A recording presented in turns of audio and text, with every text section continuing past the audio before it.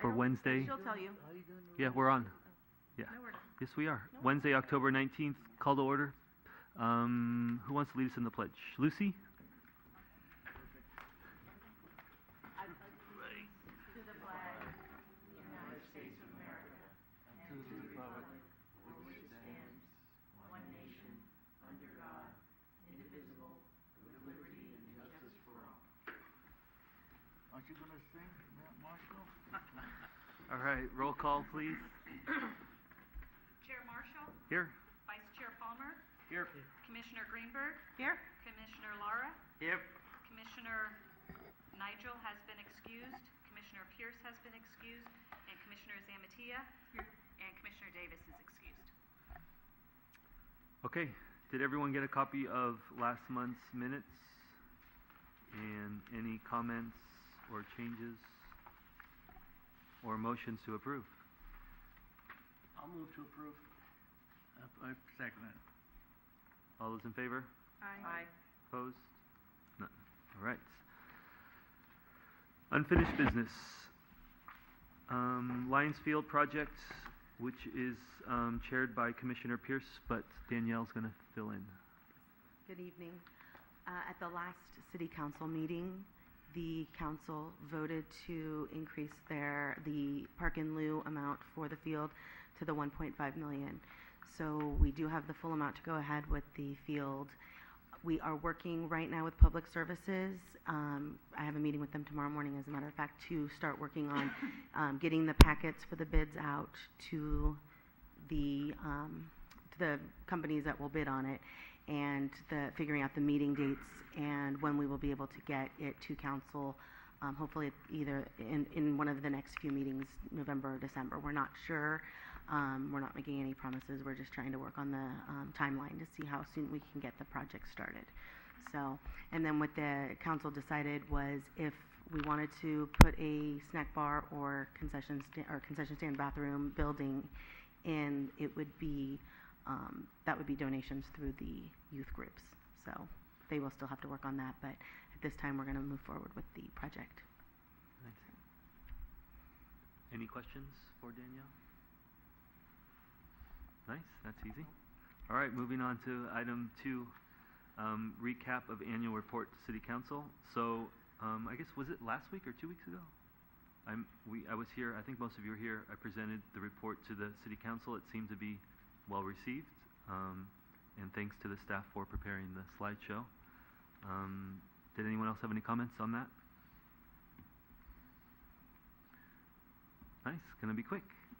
All right, E, communications. If you read the letter in the back, it looks like we got a letter from the Rotary Club of San Bruno offering to donate a bench for the donor recognition sculpture area. Actually, I didn't even know anything about this. Is this new? Did this just come? I think we received it, I don't know what the date is, early October, and yeah. Are you talking about, you don't know anything about the donor recognition sculpture, or No, just the bench? I didn't know Okay. that. I didn't know about the bench. Oh, yeah, Yeah. that's, yeah, exciting. All right, any comment on that? Through the chair? Yes. Just to say something, is we're working on the sculpture, and they said it was underway. Have I seen anything there? No, nothing yet, but the artist has, as far as I understand, the artist is starting work on it. Okay, All the good. contracts are finalized, and he's Good. starting work. And I'm certain that we can use a bench, anything that's donated for free, and any kind of bench, maybe a circular one, and we'll see how it fits in that. So thank you very much to the Rotary for donating that bench, and we'll be happy to accept that. Okay, moving along. Public comment? I don't see anyone, so we'll move on to new business. Annual Parks Report, Danielle. Tonight, Renee Walsh, our Parks Supervisor, is here to talk to you all about the parks and what he's overseeing. Good evening. I'm going to give you a little overview of the Parks Division. The San Bruno Community Services Department is committed to providing quality programs and services to benefit the health and well-being of the community. The Parks Maintenance Division provides the maintenance support needed to support these programs and services. Programs. The Parks Maintenance Division is responsible for the maintenance of all city parks and recreational areas, including 18 parks covering 71 acres, 12 baseball and softball fields, 8 soccer fields, and a dog park. The division maintains approximately 10 acres of street medians, approximately 4,700 street trees, and 128 acres of open space. The Parks Division is responsible for the landscaping of all city facilities in the downtown area. The division provides essential logistical support to citywide special events held in city parks and other venues. The primary services provided include parks and park facility maintenance. In each of the 18 parks and related maintenance areas, staff regularly perform such duties as field maintenance, debris removal, inspecting and repairing playground equipment, cleaning restrooms, graffiti removal, weed and gopher prevention, cleaning barbecue and picnic areas, and a variety of duties specific to individual areas. The staff goal is to maintain safe and functional parks and recreational facilities for all users. 3. Maintenance. The Parks Division is responsible for proper maintenance of our urban forest, including the city's street trees, trees on city property, and in open space trees. Proper maintenance includes regularly scheduled inspections and trimming, as well as removals and replacements as necessary. Maintenance of street median and right-of-ways. Maintenance of the landscape medians throughout the city is important for the safety of the pedestrians and motorists using our roadways, as well to improve the aesthetics of the city. The staff tasks in these areas include weeding, irrigating, planting, and trimming. Sports field maintenance. The general public, non-profit sports organizations, and the Recreation Division programs heavily utilize the city's 22 sports fields. Maintenance to these areas include mowing, irrigation, removing debris, grooming infields, filling potholes, and repairs to adjacent fixtures such as benches, bleachers, lighting systems, and backstops. Budget reduction, operational impacts. The loss of 2 parks maintenance workers in 2010-11 resulted in significant reduction in service to the aesthetic areas of San Bruno, such as litter and weed control, lining ball fields, utility repairs, and mowing. Safety and liability continue as the division's operational priority. These items include tree maintenance, playground maintenance, athletic field dragging, parks restroom service, and median island landscape maintenance at pre-staff reduction levels. Specific service impacts include reduction of litter, weed, mowing, and gopher control at certain facilities, including Huntington and Smith Lane medians, Bayshore Circle, Buckeye, Fleetwood, Herman, and Lomita parks. Priority focus. The Parks Division provides a high level of customer service to the public who utilize all of the city's parks, recreation, and public facilities. The division works with the sports user groups, coordinate the scheduling, and provide the sports field capacity as needed to accommodate the use by all leagues. In the area of landscape maintenance, emphasis is placed on facility and median landscaping to improve the overall aesthetics of these areas. Additional landscape on El Camino Real median islands requires additional maintenance during the year to improve the overall appearance of these areas. Despite personnel reductions, staff will continue to seek a proactive approach addressing issues before they create problems. Thank you very much. Lucy, you had a question? Oh, yeah, I had a question. Do you think, so that's a great overview, I think, so that's what the parks people do, and that's a great overview. Do you think we could get a copy of that, just so we have it? So we, like, if people ask us, we kind of, gives a good list of everything, so that would be great. Thank you. Yeah. Anyone else? Okay, thank you very much. Moving on, status of our November commission meeting. Do you know why this is there? Well, we just wanted to confirm and remind everyone that the November-December meeting is always combined together, and it will be held on December 7th. No discussion? That's Just let me know. Through the chair. yes, sir. Just so you know, that's, those dates are now published in the Commissioner's Handbook, so there's no discussion. Which we approved. Perfect. Okay. Item 3 under new business is the Community Recognition Award application, which is in the last page of our agenda package here.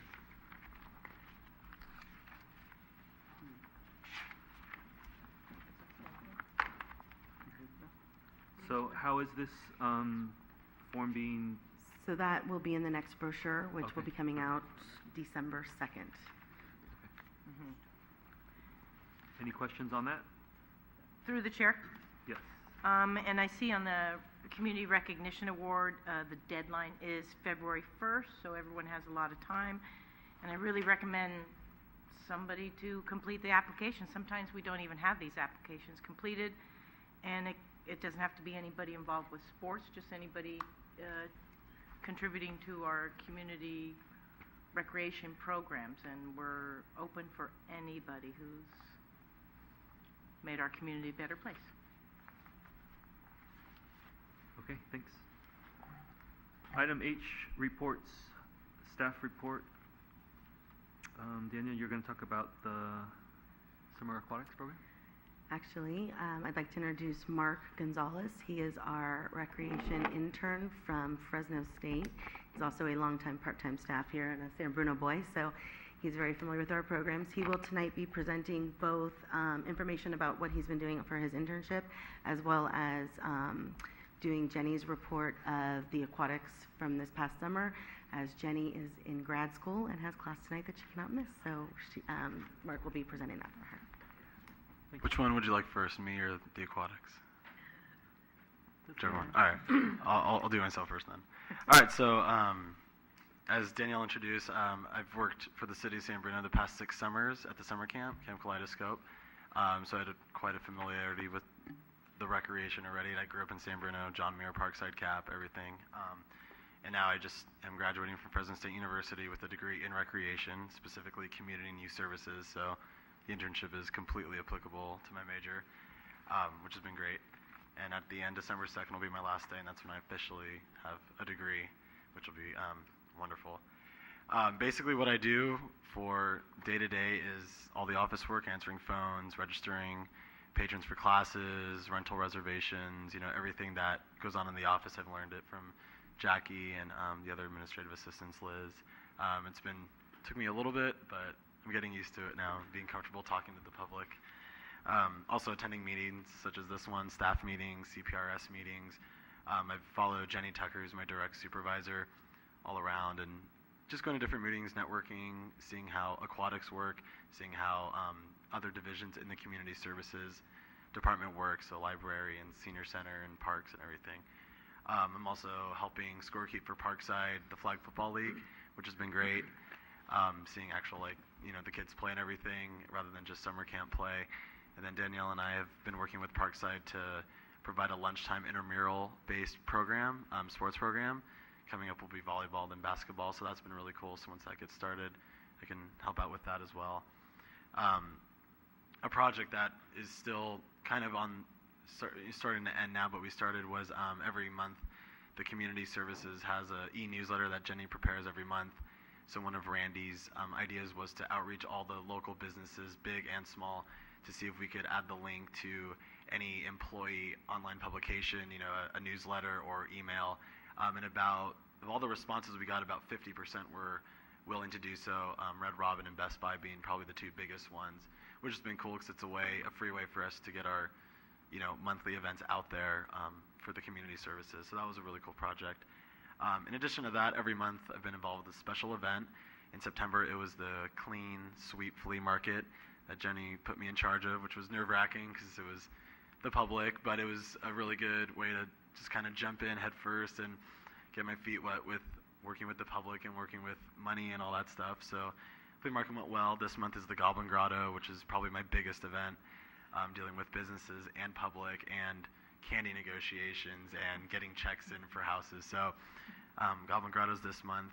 Next month will be the Holiday Boutique, because Dee will be out by then, so I'm starting to assign all those spots and get all those things taken care of. And then I'll just be assisting Jenny with grunt work basically for the holiday tree lighting ceremony on December 1st, which is great because that's the night before my last day of the internship. So it'll be a nice way to kind of wrap it up.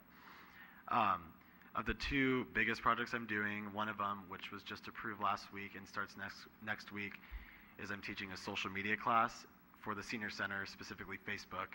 So I'll be teaching the seniors how to use Facebook and a little bit of Twitter. So that'll be next week for a week, and then we're going to do another week-long session in November for the entire members. So it's exciting. We'll be watching a movie on the history of Facebook. I'll show them my profile and just kind of show them Facebook isn't too scary, and then the second half of the week will be them actually making their own profiles if they want, or they can just sit back and watch. But that's been a big class that I'm really geared up for. And then my other project is Jenny has assigned me what's called a Day in the Life project. And basically the intent of it is to put a face to the jobs that our community services staff do every day for San Bruno. So I made up a little questionnaire and passed it out to recreation, senior center, library, facilities, and parks. Basically they fill it out and say, this is what I do, this is how long I've worked for the city, and then in the coming weeks and in previous weeks already, I'm going to photograph those staff members, what they're doing, trimming a tree. Senior center, I was here for one of their parties, and just basically I'm going to compile it into sort of a PowerPoint presentation or video. That way it's there for the public. It'll probably be on the Facebook page. On the Facebook page, that way the public can be like, oh, that's who's doing these jobs that that they might not even know exist, or that they do know exist.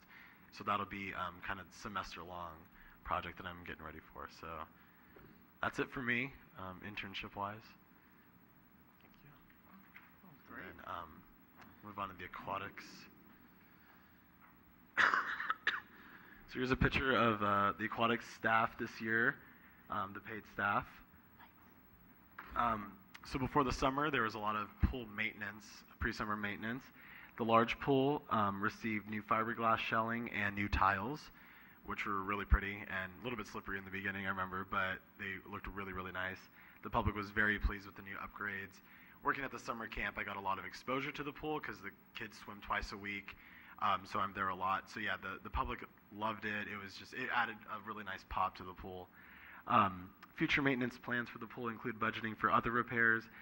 The big one right now is for a new pump circulation system, basically to help the water continue cleaning itself.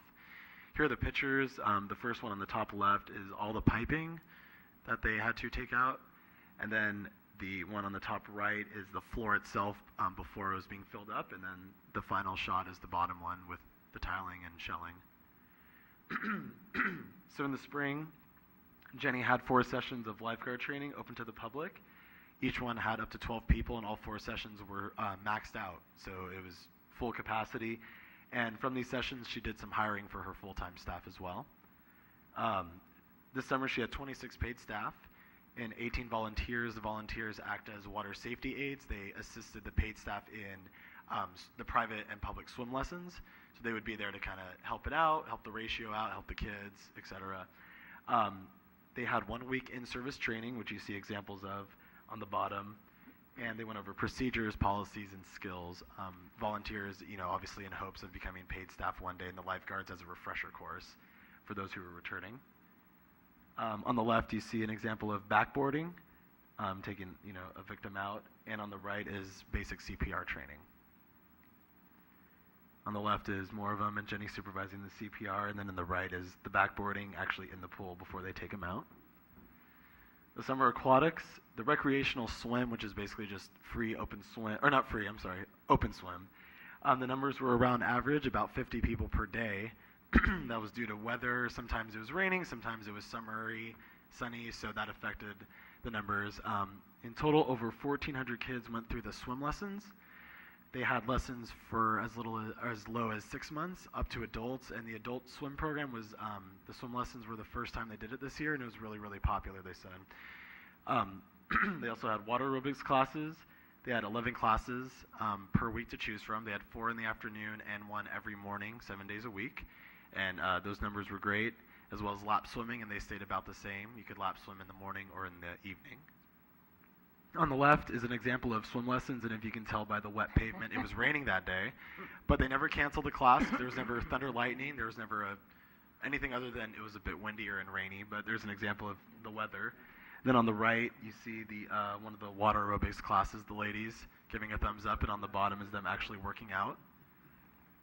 On the left is one of the paid staff helping out a kid during a swim lesson with a dumbbell. On the right is the one of the younger ages that they have in the smaller pool for the swim lessons.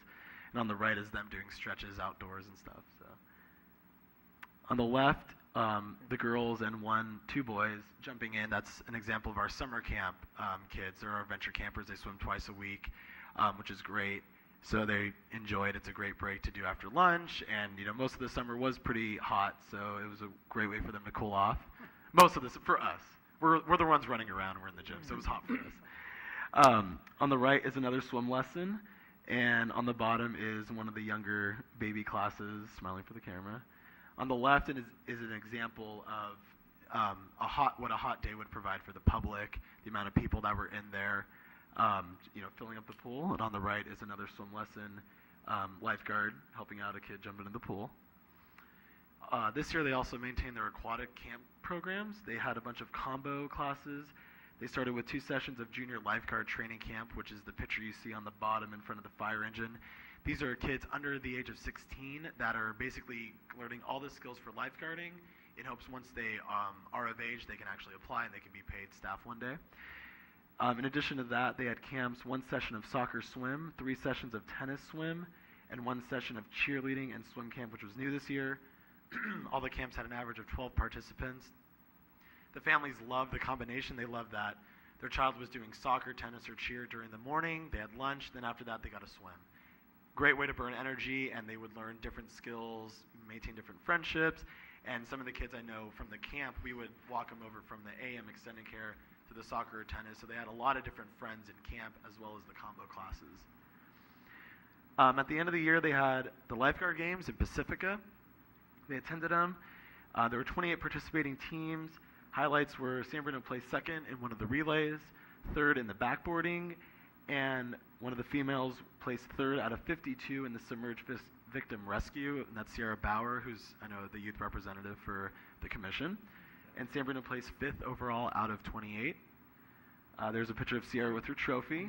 On top is the backboarding, which they got the award for, and on the bottom is most of the lifeguards who competed, as well as Jenny, who was there to supervise.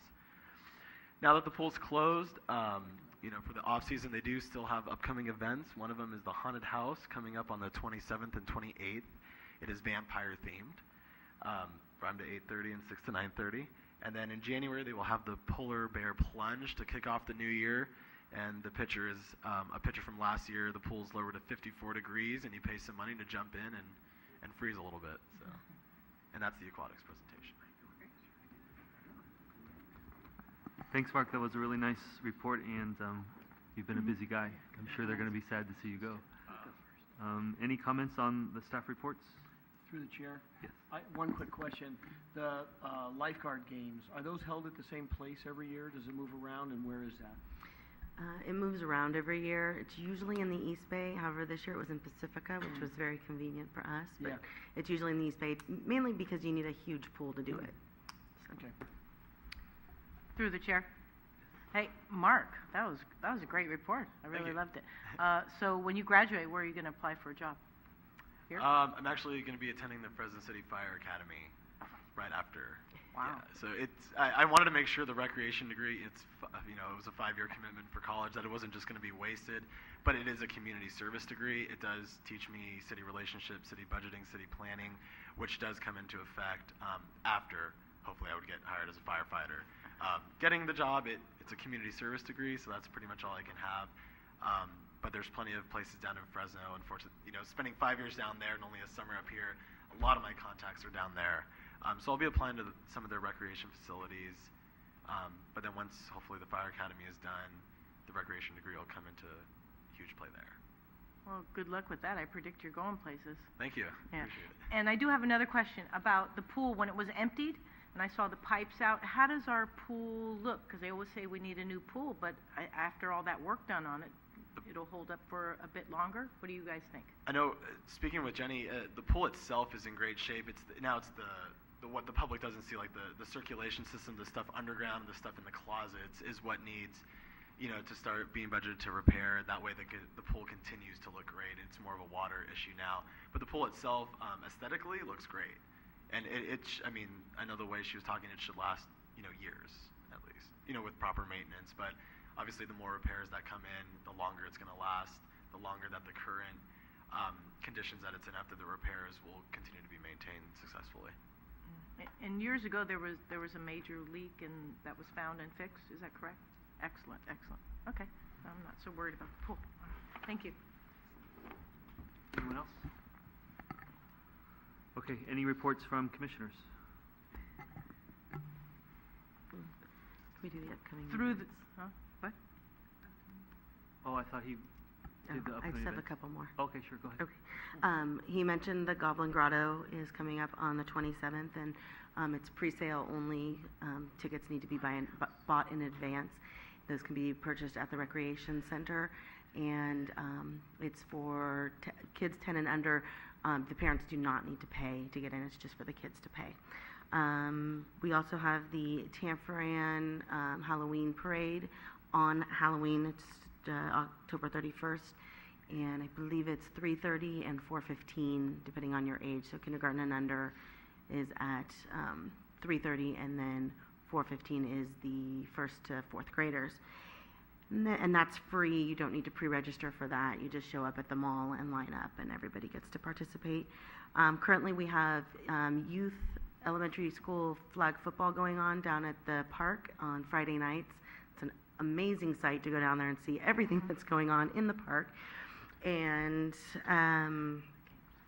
we also have Parkside flag football and volleyball and cross country happening currently as well. So you can catch those games up at Parkside Monday through Thursdays.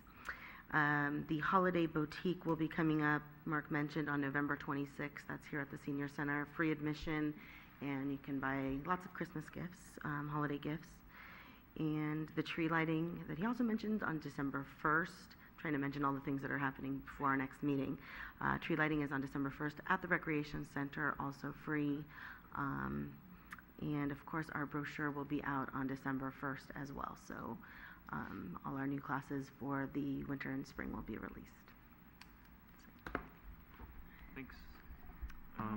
Any reports from commissioners? Through the chair. Danielle, I had a question. The flag football schedule, I've seen it on Friday, but Friday is big football game, so I haven't, for the high schools. So what time are those games exactly? 4:30 and? 4:30, 5:30, 6:30. Okay.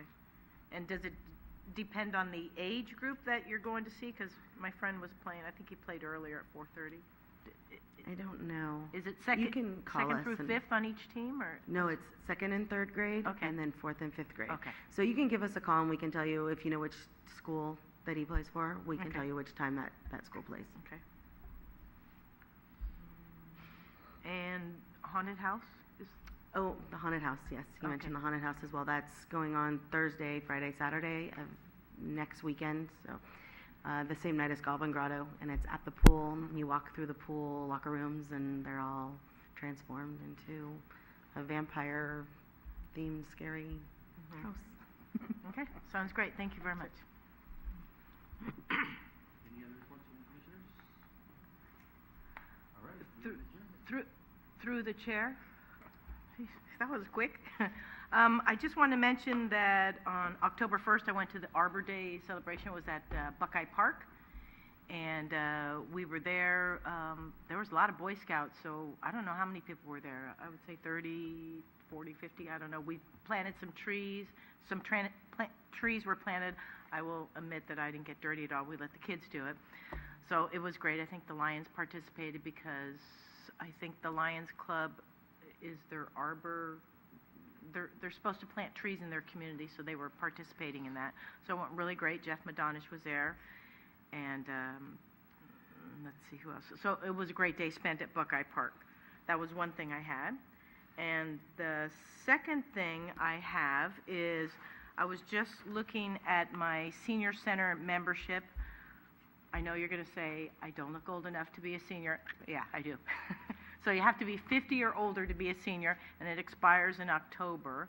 And I have applications. I understand that anybody can be a member. It's only $15, and that goes to their nonprofit side of the senior center, like bingo.